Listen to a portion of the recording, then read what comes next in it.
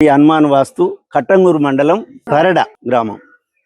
అయితే ఇక్కడ డాక్టర్ గారి ఇల్లు ఇలా చూడడానికి విజిట్కి రావడం జరిగింది. అయితే ఏమైంది, ఇప్పుడు మీది దక్షిణం పక్క ప్రారి పెట్టిర్రు, ఒకసారి నుంచి దక్షిణం పక్క ప్రారి పెట్టిండ్రు, ఖర్చు పెట్టిర్రు, డబ్బు పెట్టిర్రు, కానీ ఏం చేసిర్రు, 2 ఇంచులు నైరుతి పెంచారు.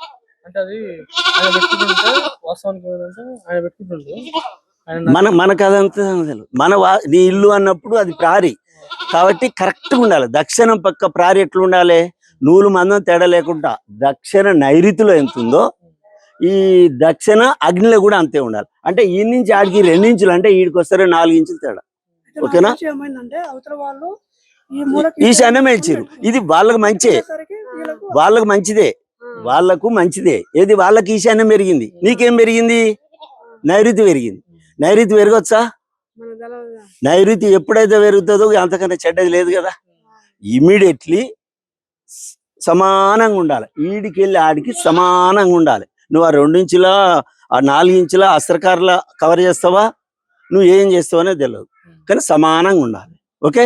వెనుక పోతారు కల్లా ఏమైంది, వెనుక 4 ఇంచులు తేడా ఉంది, 4 ఇంచులు ఎక్కువ ఉంది ఈడ. అయితే దీన్ని కరెక్ట్గా ఆ 4 ఇంచులలో గోడ పెడితే ఇటుకే 4 ఇంచులు అవుతుంది. మళ్ళీ ఇంకొకటి అది ఆనొద్దు, ఏది మెట్లు ఆనొద్దు, మెట్లు ఆనొద్దు, నీకు ఇటుక గోడ రావాలి. ఏడొస్తుంది, రాదు కదా.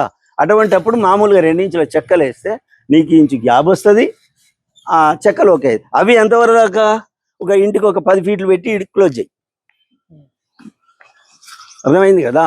ఈశాన్యం ఆడిపోయే వరకల్లా మొత్తం తగ్గిపోతుంది, ఈ స్ట్రేట్ పోతే తగ్గకుండా. ఇప్పుడు ఈడ ఎన్ని ఫీట్లు ఎన్ని ఇంచులు పెడుతున్నాము, ఆడ కూడా అంతే. ఈడ 32 పెట్టాం కదా, ఆడ కూడా 32 పెట్టాలి. దారం వేసి పెట్టాలి. ఆడ ఇంకా 32 ఉన్న కాడ 31 చేయాలి. ఏది 31 11 ఇంచులే చేయాలి. 1 ఇంచ్ అన్న ఈడ ఎక్కువ ఉండాలి. అర్థమైంది కదా. అంటే ఇప్పుడు ఎట్లా అట్లే ఉంచినాక మనం చేసింది ఏముంది, అది మారిపోయింది. నీకు ఈశాన్యం ఎడ పెరిగింది, ఇప్పుడు ఎంత ఉంది, ఆడ నీకు ఇంకా ఫీట్నర ఉంది, ఆడ ఫీట్నర ఉంది, ఈడ ఫీట్నర తగ్గింది.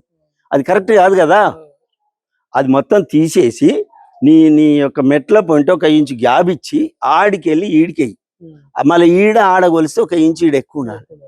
ఇప్పుడు ఇట్లా మంచి ఇట్లా వస్తుంది కదా, ఈ ఇంచెల్లి గోడ పెట్టినా. అవును, గోడ పెట్టినాక ఈడ పెట్టకు, ఈడేం పెట్టకు, ఈ నుంచి ఇటు పెట్టాలి.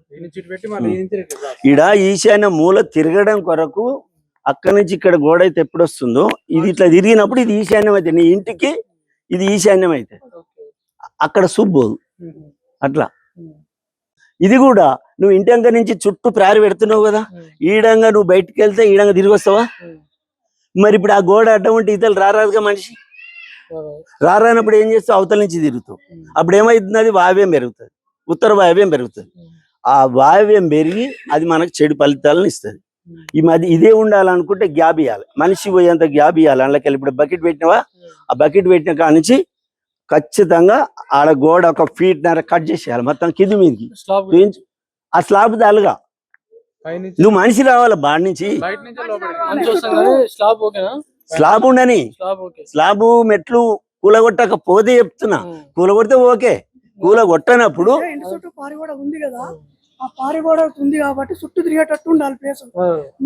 ఈడంగా రావాలి. ఆ బకెట్ ఉన్న కాడ ఫీట్నర గ్యాప్ ఇచ్చేయి, మీది కిందికి వెళ్ళి మీదికి. అవును, ఓకే, అట్లా రావాలి. అది ఉండని, అది ఉండని, అది జాయింట్ కాదు, అది మెట్లు అంటారు. ఇది తూర్పులో ల్యాండ్ అయ్యి నీకు ఆడ టర్న్ అయి తిరిగి వచ్చినాయి, అది ఒప్పుకుంటాం. కానీ నీ వెనుక ఉన్న గోడ ఏదైతుందో దాన్ని ఫీట్నర గ్యాప్ పెట్టి, ముందర ఎట్లా గ్యాప్ ఉందో ఆడ గ్యాప్ పెట్టు. ఇక్కడ ముక్క ఉంది చూడు, డోర్ పెట్టేది, ఇక్కడ ఆ ముక్క కూడా తీసేయాలి, ఈ డోర్ తీసేయాలి. అది అట్లా చేసుకో.